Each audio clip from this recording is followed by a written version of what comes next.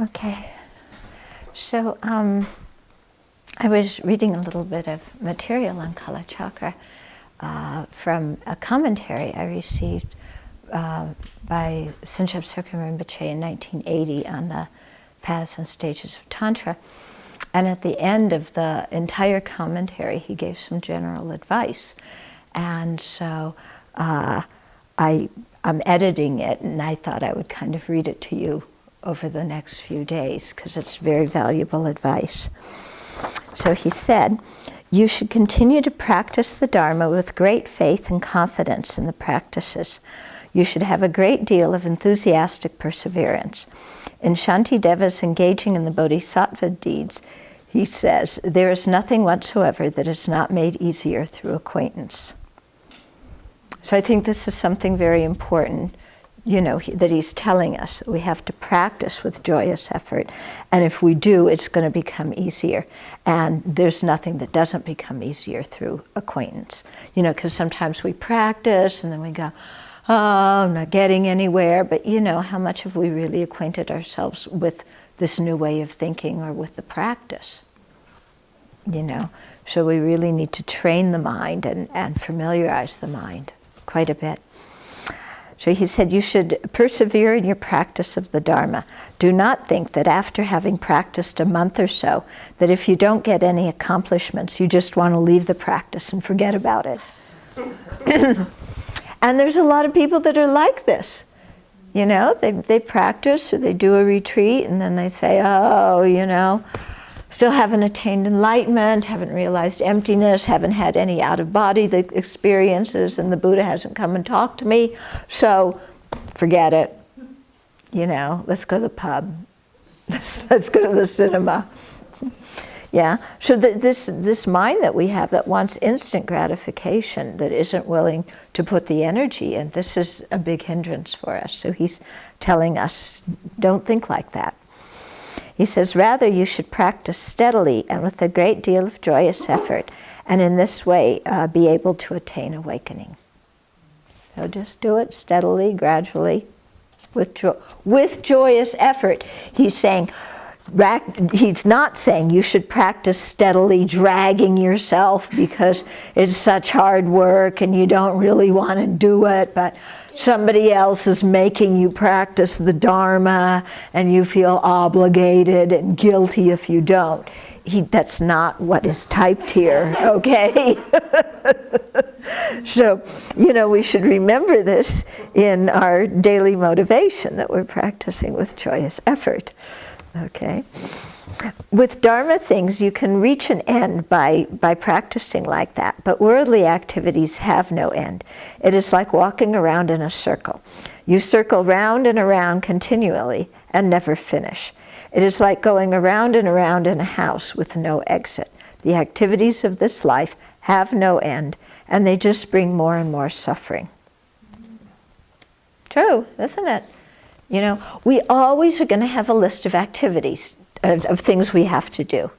You know, when have you ever woken up in the morning and not have a to-do list? Yeah? In samsara, you know, the to-do list never gets exhausted. There's always something new coming on it. So to have the thought that, oh, first I have to cross out everything on my to-do list and do all my worldly activities, and then I'll practice Dharma, then we're never going to get to the point of practicing Dharma, because the worldly activities never end. You know, because we think, well, I can't practice Dharma until I've earned a certain amount of money, but then you earn that amount of money, but then you still can't practice because you have to invest the money, and then you invest it, and then it goes down and you don't have it anymore.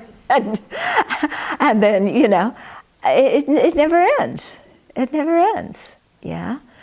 So, you know, we have to include the Dharma practice in our life right now, and not have this attitude that first accomplish all these worldly things while Dharma's totally on hold, and then let go of the worldly things and only do Dharma. We have to, you know, we have to take care of our worldly obligations, but we have to practice Dharma while we're doing it, and only do as many worldly obligations as the bare necessity, you know, instead of creating ourselves a nice palatial situation in samsara. Okay. The only time when the worldly activities actually do come to an end is at the time of the greatest suffering, the time at the end of this life. Yeah? And even then, when we die, our to-do list has not been accomplished. We always die with something left to do on our to-do list. Okay? But no opportunity to do it anymore. So that's the only time the worldly things come to an end. But then we get reborn and we get a new to-do list. Yeah? So it's useless putting the mind just into samsaric things. Contrary to worldly activities, Dharma activities are very difficult in the beginning. But if you continue with more and more energy, rather than increasing your suffering, it increases your bliss and happiness. Okay? To attain the state of complete bliss, you have to reach the completion of Dharma activities. At that time, you have brought your practice to its proper conclusion. Okay? So, Dharma activities do have an end, when we attain full awakening. There is an end to them. Samsaric things have no end. The Dharma practice, however, is more difficult at the beginning. Because when we're new, then our afflictions are much more firmly rooted. Is that good English? Are more firmly rooted, and so it's more difficult to see past the afflictions, to break the afflictions and see how they're based on a completely ridiculous way of thinking. So that's quite difficult at the beginning. But as we practice and get used to it and become habituated with it, then it becomes easier. And then also, because we're experiencing some of the rewards of practice, we have naturally more enthusiasm to do it. Okay? So it's a different situation in doing Dharma practice, and we have to know that. Otherwise, we come in expecting all sorts of fantastic things right away. Okay. Dharma activity is something that has an end. When it is accomplished, it has an end. But it is not something which is necessarily easy. The Buddha himself accumulated merit over 3 countless great eons and worked in this manner to attain full awakening. Although it is possible to bring our Dharma activity to an end and reach a positive result, it is not necessarily easy work. All of us wish to have happiness, and we wish to have a happiness which is very great, lasting, and stable. For this, we have to work over a long period of time. So we hear this from all of our teachers. Yeah? None of our teachers say, oh, this is quick, cheap, easy, They always say you have to have a strong mind that's willing to work over a long period of time.